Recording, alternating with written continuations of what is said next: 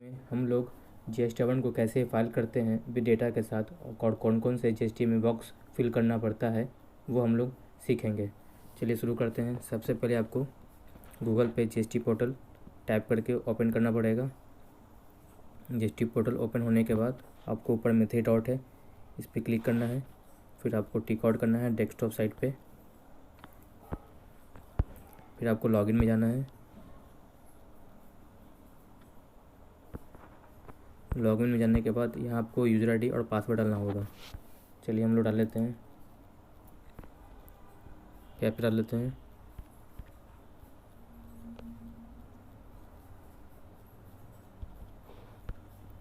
Login हो जाते हैं। लॉगिन होने के बाद आपको एक पॉपअप आएगा, इसको रिमाइंड में लेटर कर दीजिएगा। उसके बाद देख सकते हैं सितंबर तक का फाइल हो चुका है। हम लोग GS7 quarter filing with data के साथ फाइल करना सीखेंगे। कंटिन्यू डैशबोर्ड में जाते हैं। फिर उसके बाद फाइल रिटर्न में जाते हैं।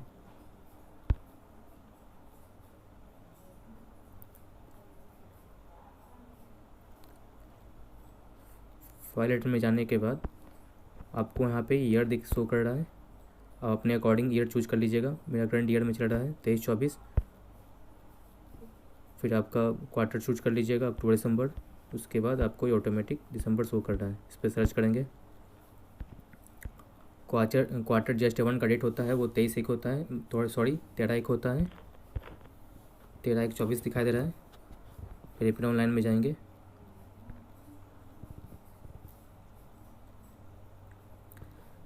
GS7 में मेनली 4 बॉक्स होता है। B2B, B2C other, credit note, debit note, register party और HSN वाइज समरी। ये चारों बॉक्स को हम लोग फिल करना सीखेंगे। बाकी के बॉक्स के बारे में अगले वीडियो में मैं आपको बताऊंगा। सबसे पहले हम लोग सेल B2B में डेटा डालते हैं।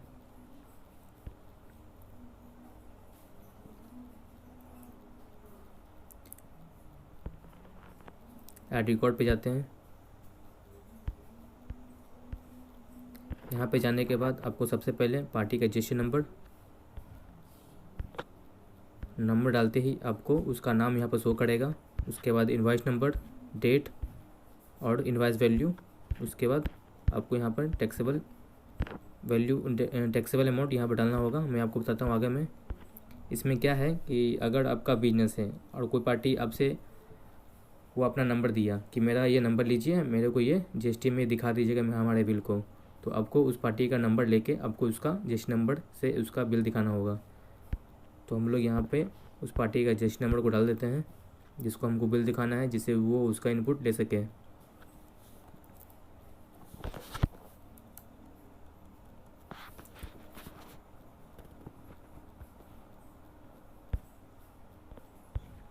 GST नंबर डालने के बाद उस पार्टी का यहाँ पर नाम शो करेगा। उसके बाद यहाँ पर उसका इनवॉइस वैल्यू डाल दीजिए। मैं 0 डाल रहा हूँ। अब जो इनवॉइस वैल्यू आपका होगा वो आप डाल दीजिएगा। डेट हमने 5 बड़ा ले लिया है।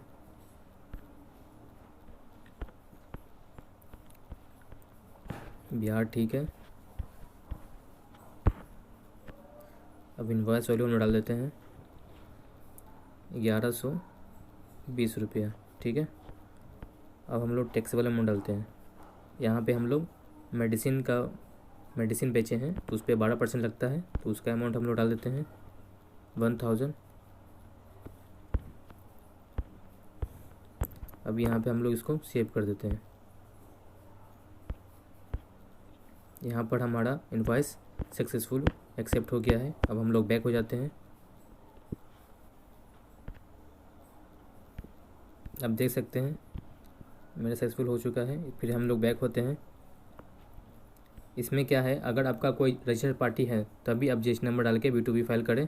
ऐसे बहुत लोग के केस में होता है कि किसी का रजिस्टर्ड पार्टी नहीं होता है, सिर्फ कंज्यूमर सेल होता है, तो वो B2C में अपना डाल के वो डेटा डाल के फिर HSN समरी डाल के वो अपना GS7 फाइल करते हैं।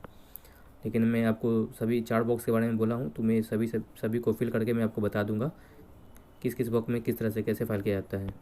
तो हम लोग B2B फाइल कर चुके हैं। अब हम लोग B2C को फाइल करेंगे। B2C अदर्स में जाएंगे। ऐड रिकॉर्ड में जाएंगे। यहाँ पे आपको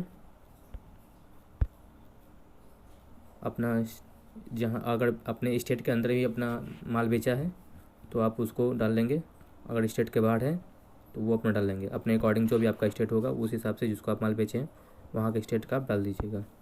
हम लोग बिहार के अंदर ही माल बेचे हैं तो बिहार हम लोग टाइप सेलेक्ट कर लिया है।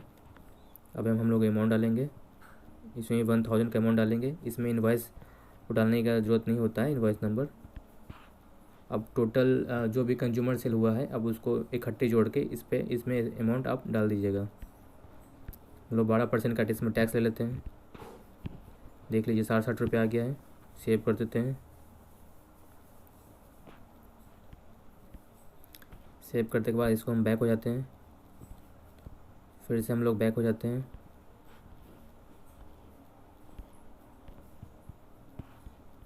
हमारा ये B2C भी फिल हो चुका है। अब हम लोग credit note, debit note, register party में जाएंगे। जो भी आपका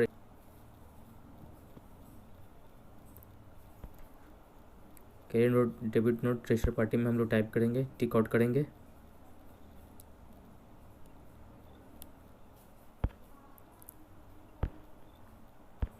टिक आउट करते ही इस पर आप ऐड रिकॉर्ड में जाएंगे। जिसको भी आपने माल बेचा है अगर वो वापस करता है, जिसका जो रजिस्टर पार्टी है उसी का डेटा यहाँ पे फिल करें रजिस्टर पार्टी में। यहाँ पे उसका नंबर डाल दें, नाम उसका शो कर रहा है। यहाँ पे आपको क्रेडिट नोट नंबर डालना होगा, 01 हम लोग डाल देते हैं। डेट हम लोग 10 बार ले लेते हैं, ठीक है। टाइप नोट टाइप में आपको माल आपका वापस आया है तो आपको क्रेडिट नोट पर टाइप करना है, टिक आउट करना है। नोट वैल्यू डालना है, कितने का माल टोटल वैल्यू आया है 560 रुपया, ठीक है। अब स्टेट के अंदर अपने GR आपका पार्टी ने दिया है तो इंटर स्टेट आपको शो करेगा, अगर स्टेट के बाहर में है तो इंटर स्टेट शो करेगा। तो हम लोग ऊपर आ जाते हैं, 12% वाले में टिक आउट करते हैं, अमाउंट डालते हैं। 1000 में 500 का माल हमारा वापस आ गया है, हमने वो डाल दिया है। अमाउंट आपके यहाँ पे शो कर रहा है 500 रुपया, उसका आपका 6% 30, उसका आपको 6% 30, 500 का आपका जो 12% हो गया वो आपका 60 रुपया हो गया। तो हम लोग ने इनवाइस वैल्यू में 560 रुपये डाल दिया है। अब इसको जस्ट सेव कर देते हैं।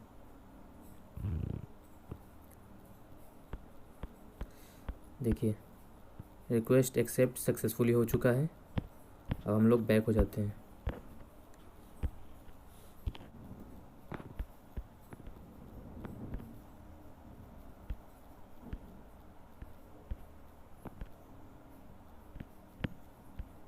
हमारा 3 बॉक्स फिल हो चुका है, B2B, B2C, credit note, debit note, register party हो गया है। अब हम लोग HSN समरी आउटवर्ड सप्लाई इसको टिक आउट करेंगे। HSN wise summary of output supplies इस पर टिक आउट करेंगे।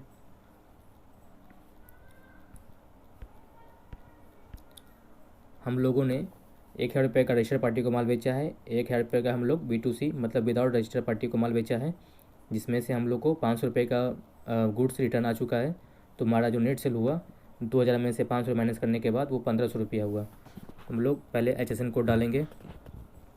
मेडिसिन का आपको HSN कोड 3004 है।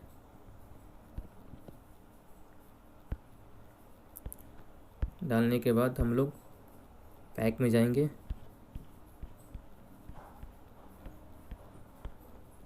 पैक में जाने के बाद हम लोग क्वांटिटी लिखेंगे, 3 पैक है। टैक्सेबल वैल्यू डालेंगे, उसके बाद रेट डालेंगे 12%,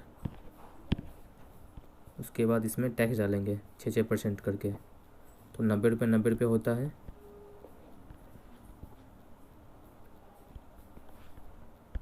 और हम लोग इसको ऐड कर लेते हैं। ऐड करने के बाद यहाँ पे आप सेव कर सकते हैं। फिर हम लोग बैक हो जाते हैं। अगर आपके केस में सिर्फ B2C कस्टमर है, जैसे कि बहुत सारे रिटेल कस्टमर में होते हैं कि उन लोगों का कोई अपना जीएसटी लिए हुए हैं, लेकिन उनका कोई रजिस्टर पार्टी से कोई सप्लाई नहीं है, मतलब किसी रजिस्टर पार्टी को माल वो बेचते नहीं है, डायरेक्ट माल खरीद के उनको कंज्यूमर को सेल करना होता है। तो वो सिर्फ B2C अपना ही फाइल करेंगे, B2C बॉक्स को ही फाइल करेंगे। उसके बाद जितने का माल बेचें उसका HSN वाई समरी वो इसमें डाल देंगे। सिर्फ 2 बॉक्स करके ही अपना वो GST R1 फाइल कर सकते हैं। जो पार्टी अपना रजिस्टर पार्टी को माल बेचते हैं, B2C के माल बेचते हैं, उनका माल ही वापस आता है, तो वो इस तरह से अपना डेटा सब फिल कर सकते हैं। और किसी बिल को आपको एडिट करना है उसको भी हम आपको बता देते हैं। जैसे कि यहाँ देखिए पार्टी का रजिस्ट्रेशन और पार्टी का नाम, यहाँ पर प्रोसीड टू रिकॉर्ड में जाइएगा तो यहाँ पर आपको 2 ऑप्शन दिख रहा है। ये आपका पेन के टाइप का जो ऑप्शन है ब्लू वाला, इससे आप बिल को एडिट कर सकते हैं।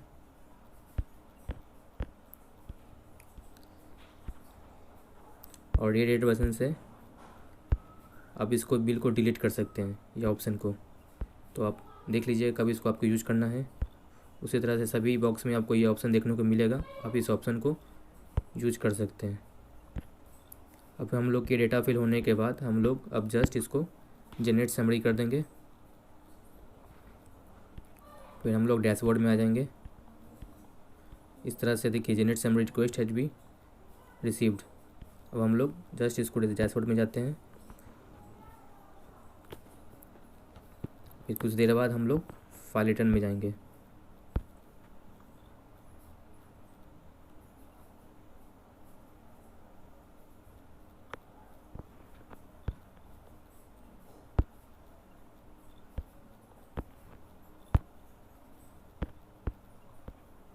फिर ऑनलाइन में जाएंगे।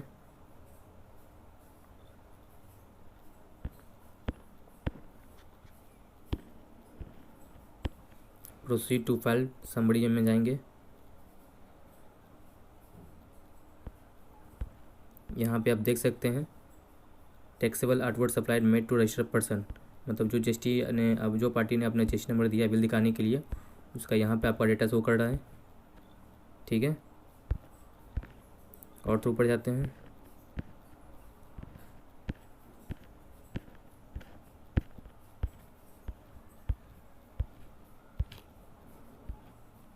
यहाँ पे आपको टैक्सेबल सप्लाईज अनरजिस्टर्ड पर्सन, यहाँ पर आपको B2C का अमाउंट यहाँ पे दिखा रहे हैं 1060 रुपया और 60 रुपया। ये हो गया 2 कॉलम का, 2000 रुपये इधर हो गया है। अब डेबिट नोट क्रेडिट में जाते हैं। Credit note debit note registered party, यहाँ पे देखिए 500 रुपये का माइनस में आपको शो कर रहा है, 30 रुपये माइनस में है। अब उसके बाद बच गया HSN वाई समरी।